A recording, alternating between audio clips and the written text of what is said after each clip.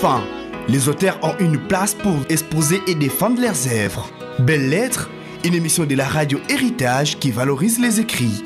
Ne manquez pas ce rendez-vous chaque samedi à 17h05 avec Harry Perrin.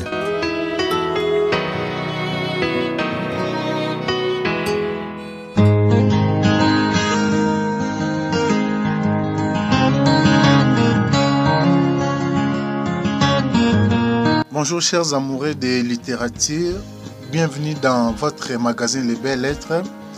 Un mot, amour, une esquisse sur la fidélité et la confiance est donc le titre du livre qui fait l'objet de cette émission. C'est un texte subdivisé en deux parties. Aperçu général sur le mot amour, c'est la première partie écrite à la manière d'un essai. Par contre, la deuxième est écrite dans une forme romanesque.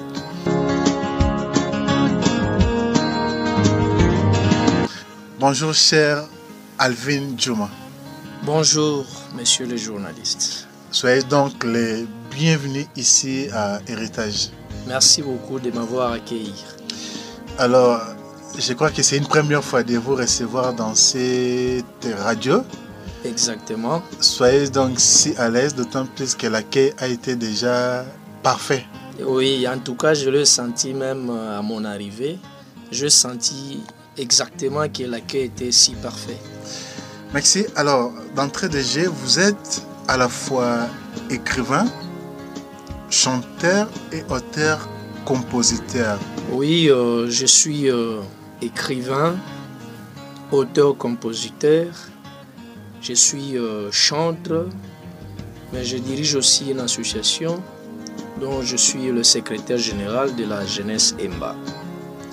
Alors, vous êtes chanteur, compositeur que vous avez créé, comme j'avais lu tantôt sur la couverture de votre texte. Vous avez créé un groupe d'adoration, Great Music, c'est bien cela? Exactement. Donc, Great Music, ça veut dire groupe d'adoration, l'inspiration divine. Donc, c'est un groupe indépendant qui joue dans presque toutes les églises où nous sommes invités. Priez aussi, ce n'est pas un secret. Peut-être que je peux une fois passer un jour vous voir. Oui, je suis à l'église. Vous voir prester dans votre groupe d'adoration. Oui, donc en dehors de mon groupe indépendant, Great Music, je suis aussi président d'une chorale de l'église où je prie. L'église, c'est Mission évangélique Pain de Vie, c'est à Limete Kingabora.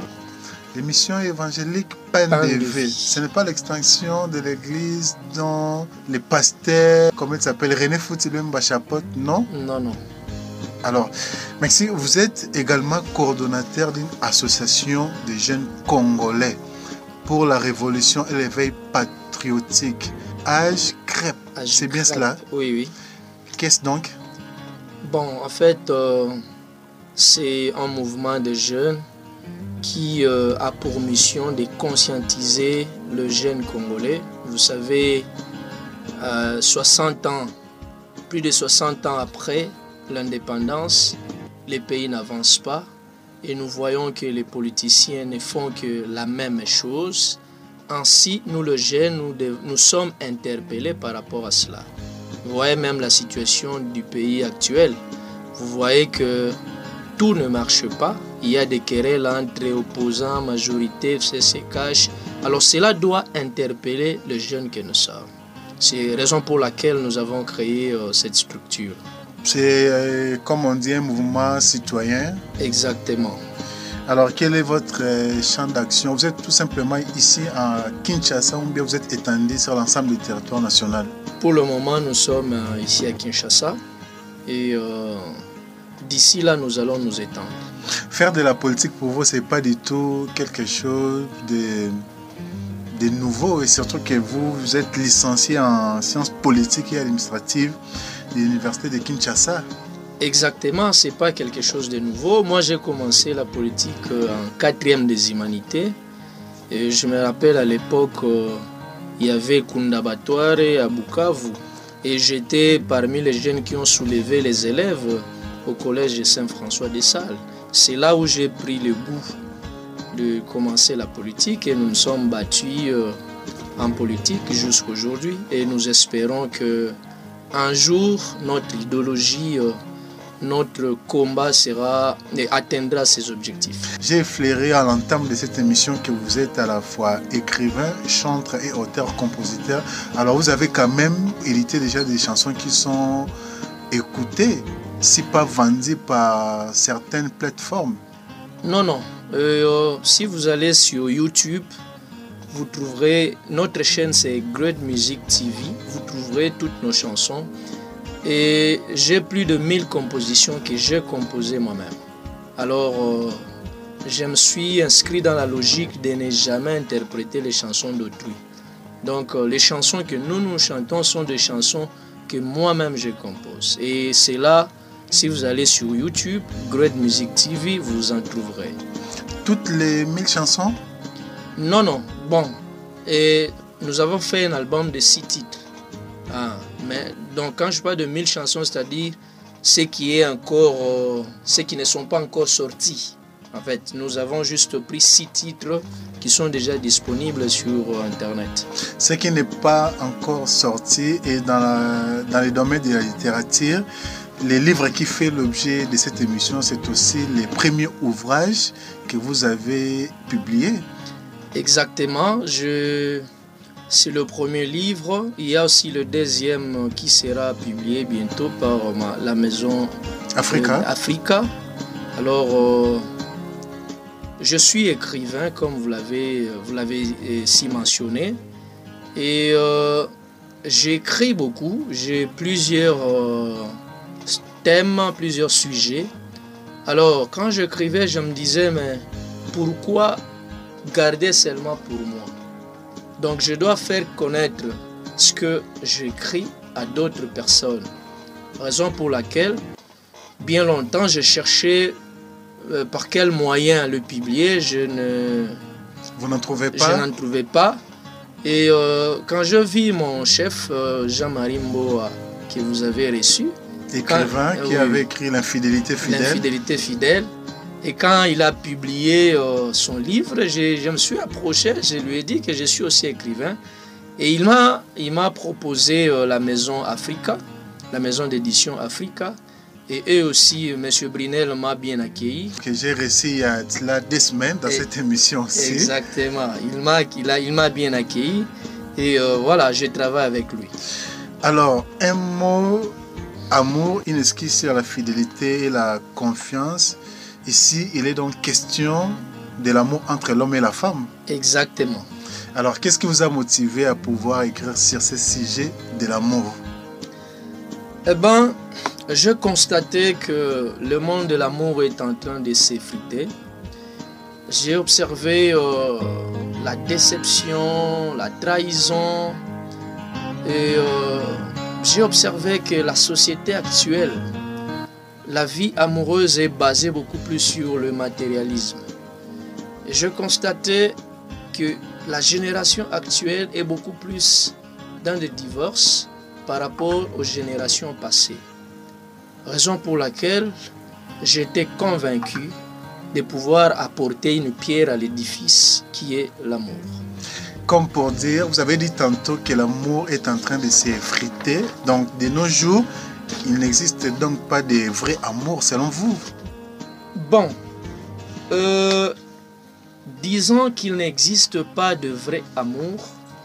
Moi, je pense qu'il y a quelqu'un qui a dit le goût et les couleurs ne se discutent pas. Ne se discutent pas. Ainsi, répondre cependant à votre question, moi je dirais ceci. Pour dire si le vrai amour existe ou pas, il y a 4 questions que tout un chacun devrait se poser. La première, je crois, c'est dans mon livre. Dans votre texte. Voilà, j'ai posé la question, pourquoi aimer? La deuxième, comment aimer? La troisième, qui aimer? Et enfin, la quatrième, quand est-ce qu'il faut aimer? Et les réponses, c'est dans le livre. Je pense que celui qui trouve la réponse à ces 4 questions répondra à votre question. Mais à votre niveau, il me semble que vous aussi, vous avez esquissé certaines réponses à ces questions-là. Exactement. Alors, à l'endroit de nos auditeurs, que diriez-vous? par rapport à la question que je vous ai posée tout à l'heure. Voilà. Et bon, à mon avis, pour ne pas me substituer à la place des autres, ça, je donne mon point de vue en tant qu'écrivain, en tant que chercheur. Pourquoi aimer? Nous aimons parce que nous avons un vide au-dedans de nous. Alors il faudrait trouver quelqu'un qui peut combler ce vide-là. Un vide affectif. Exactement. Ah ouais. Alors cela nécessite la présence d'une autre personne, d'une être semblable à nos côtés, afin de combler ce vide. Raison pour laquelle nous aimons. C'est un besoin naturel, voulez-vous dire? Exactement, c'est un besoin naturel. Ouais. Et comment aimer? La réponse est simple. Il faut d'abord savoir si réellement l'autre est l'homme ou la femme de ma vie. Si tu ne sais pas, tu ne sauras pas aimer. Parce que tout le monde n'est pas l'homme ou la femme de nos vies. Alors tu dois chercher d'abord à savoir si l'autre est réellement la personne avec qui je mourrai, la personne avec qui je passerai toute ma vie. Ainsi, vous allez l'accepter et avec ses défauts et avec ses qualités. Et si jamais vous escamotez ces 4 questions, ce serait pratiquement difficile pour que quelqu'un puisse aimer l'autre aussi aisément, sans trop de difficultés. Ça sera vraiment difficile d'aimer l'autre si on ne se pose pas ces 4 questions. Parce que ces 4 questions sont des questions fondamentales. Alors, au-delà de cet aspect d'amour, l'amour entre l'homme et la femme, alors l'amour qu'on voue à une chose, à l'argent par exemple, à la bière, la musique, le football, ne serait pas plus authentique que l'amour entre des êtres, parce qu'il y a quand même une sorte d'intérêt qui entre en jeu. Bon, sur ce point-là, je dirais non. Pourquoi? Je m'explique en disant ceci. On ne peut pas comparer l'être à une chose, un être humain à une chose. Ça, c'est inadmissible. Je vous donne un exemple. Tu as une femme et tu veux la vendre. Vous voyez déjà que c'est inconcevable. Mais si tu as une voiture, tu peux la vendre. Je ne sais pas si nous sommes d'accord. Donc, en fait, l'amour pour une chose. Par exemple, quand on dit... Parce que c'est un amour désintéressé. Quelqu'un qui aime le football, peut-être ne va pas avoir un comportement égoïste par rapport à quelqu'un qui aime l'autre par rapport à un intérêt précis. Oui. Mon problème, c'est que je ne mérite pas que nous puissions parler, pour une chose, que nous puissions parler de l'amour, mais plutôt du plaisir. Pourquoi je dis ça? Parce que, bon, peut-être c'est un problème de manque de concept en français. Parce qu'on dit « j'aime manger les saucisses ». Vous voyez? Et on dit « j'aime ma femme ». C'est toujours le verbe « aimer ». Mais ça n'a pas la même connotation. Moi, je pense que quand on dit « j'aime manger les saucisses », cela cache beaucoup plus le plaisir. Donc, il y a le verbe « plaire ». Mais quand on dit « j'aime ma femme », là, c'est vraiment le véritable amour, le sentiment. Alors, vous voyez comme les anglophones, eux disent, pour l'amour entre l'homme et la femme, ils déterminent bien le concept « I love you ». Vous voyez, mais pour une chose, c'est I like. I like, ouais. Voyez, donc, ils ont bien spécifié, différencié. Donc, j'aimerais que nous puissions comprendre dans ce sens-là. Alors, si nous comprenons dans ce sens-là, nous ne pouvons pas comparer un être humain à une chose. Votre texte comprend 2 parties, mais il me semble que la première partie, c'est un peu incomplète à mon avis. C'est comme si vous n'êtes pas allé beaucoup trop loin dans l'explication des choses. Pourquoi la haine? Pourquoi la haine s'avère-t-elle le pendant d'un amour fort qu'on a voué à l'autre? Bon, votre question, je crois que je vais le répondre à 2 volets. Vous avez dit d'abord la première partie ne pas, vous avez dit... si complète, voilà, si pas complète, aller au-delà, voilà. Ah ouais.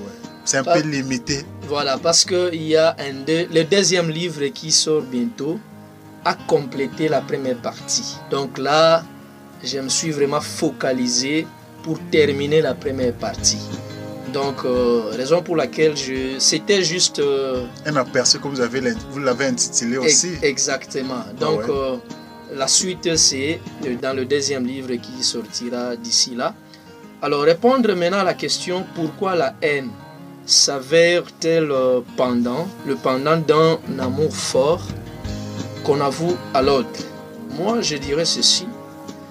C'est parce que la trahison touche d'abord l'être humain. Socrate dit aimer, c'est désirer ce qu'on n'a pas. Et moi, je dis que l'amour, c'est une richesse dans l'autre qu'on puisse pour assurer sa fidélité. C'est entre autres lignes de définition que vous donnez au terme amour. Exactement. Ouais. Mais la Bible dit aussi dans Jean chapitre 3, verset 16, « Car Dieu a tant aimé le monde, il a donné son Fils unique, afin que quiconque croit. » Je me limite d'abord là. Donc si nous prenons juste cette partie, Dieu a aimé, il a donné. Mais on a juste enfin quiconque croit. Cela nous révèle une chose, que l'amour cache deux verbes. Il y a d'abord le verbe donner, et puis il y a aussi le verbe recevoir. Ça, c'est pratiquement une définition de quelqu'un d'autre que vous avez cité dans cet ouvrage. Exactement, que je viens de compléter à travers ces versets-là. Ah ouais? Voyez.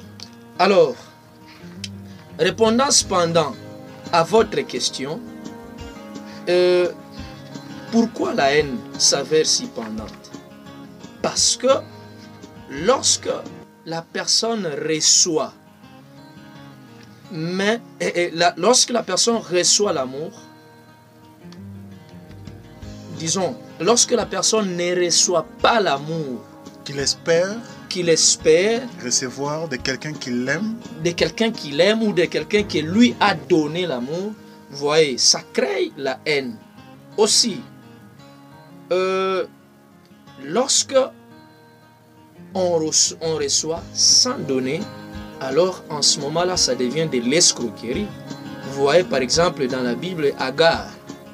Agar a aimé Abraham.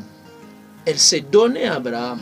Mais Abraham s'est contenté juste de coucher avec elle. Vous voyez? Et la conséquence... Vous êtes beaucoup trop biblique apparemment. Bon, nous sommes chrétiens en quelque sorte. Alors c'est là, après avoir couché avec Agar, il a chassé. Donc il avait chassé suivant les instructions divines. D'autant plus que l'enfant né d'Agar n'était pas appelé à hériter de ses biens. Ce qui est vrai, il a chassé. Donc la femme s'est donnée à un homme et comme récompense, on l'a chassé.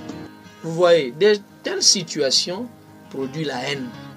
Vous voyez, quand un homme joue avec le sentiment d'une femme et puis il la chasse, ça produit la haine. Quand tu dévierges une fille et puis tu te sépares d'elle, ça produit la haine. Quand une fille est engrossée et puis l'homme dit non, tu n'es pas à mon niveau. Vous voyez? Donc ce sont des choses qui produisent la haine. Donc en fait, le fait que tu donnes sans pour autant recevoir, cela est la cause même de la haine. Alors, à la page 14, il y a l'une des définitions que vous donnez au concept amour, c'est écouter une nouvelle de l'autre par jour. Alors, moi, je vous pose cette question. Avez-vous vécu une fois dans votre vie un amour à émotion intense pour qu'au final, chaque jour qui passe, vous êtes en droit d'attendre une nouvelle de quelqu'un que vous aimez? Exactement. Si parmi les raisons qui nous ont poussé à écrire, c'est parce que nous l'avons vécu.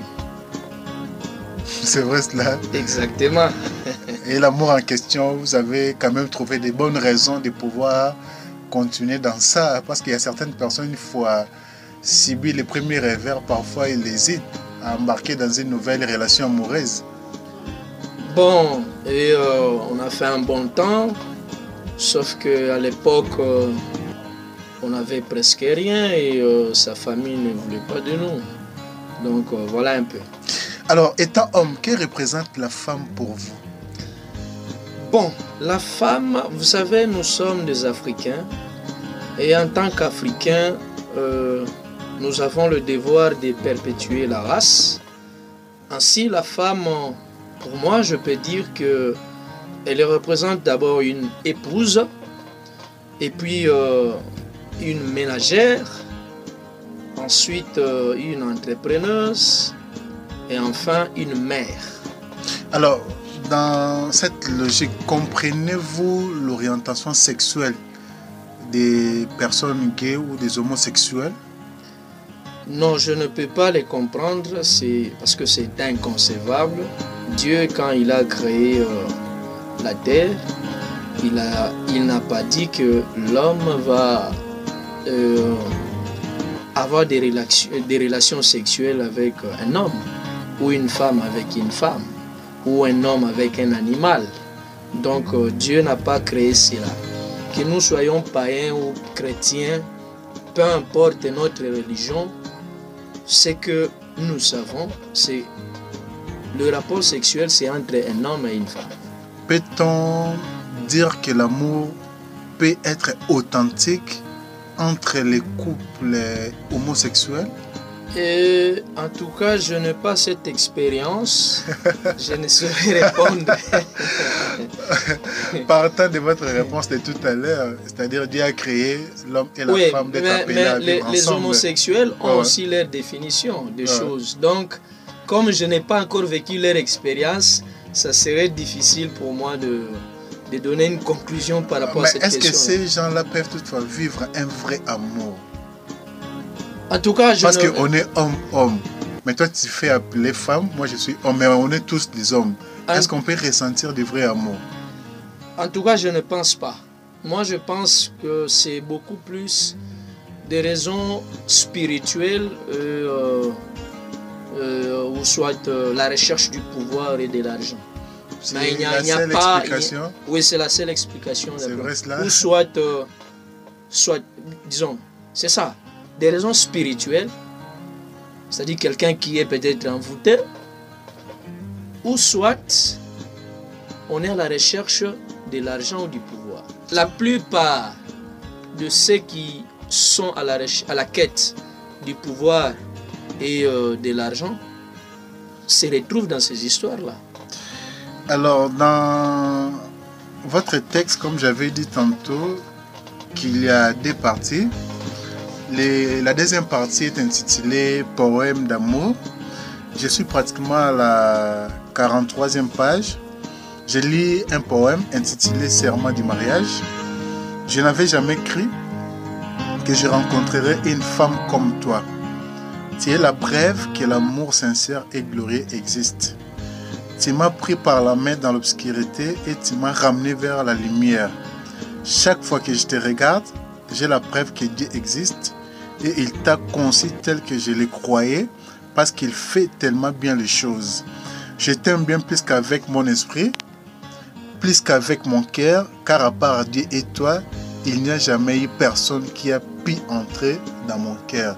Là, c'est un texte écrit pour votre future femme.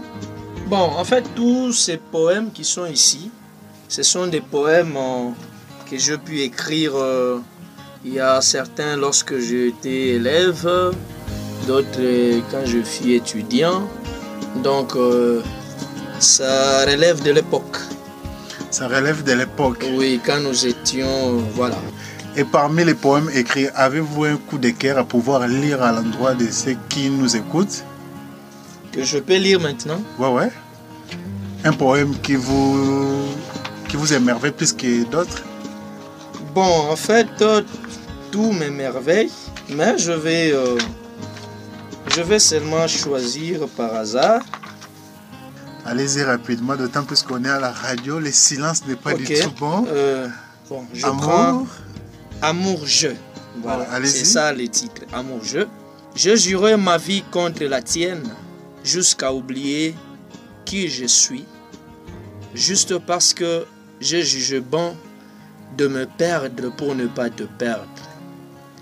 Je sens en moi une grande force, et cette force, c'est mon amour pour toi.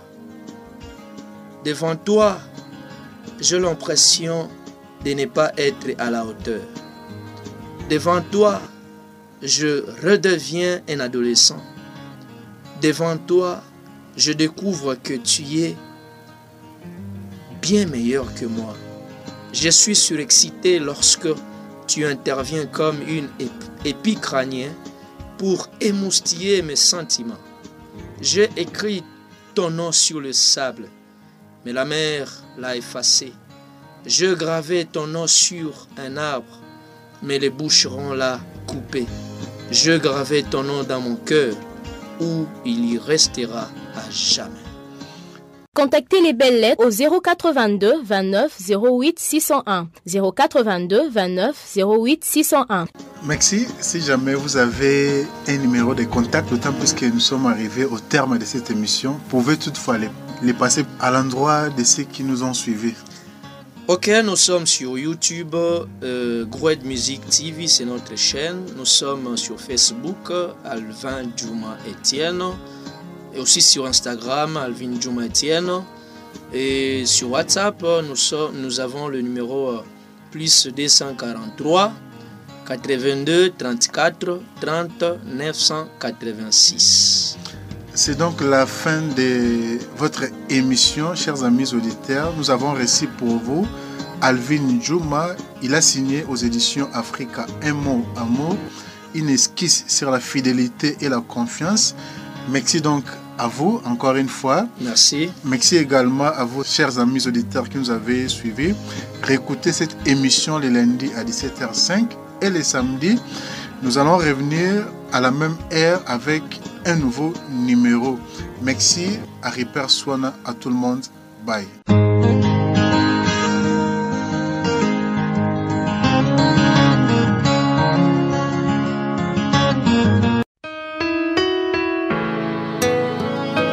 Enfin, les auteurs ont une place pour exposer et défendre leurs œuvres. Belles lettres, une émission de la radio Héritage qui valorise les écrits. Ne manquez pas ce rendez-vous chaque samedi à 17h05 avec Harry Perrin.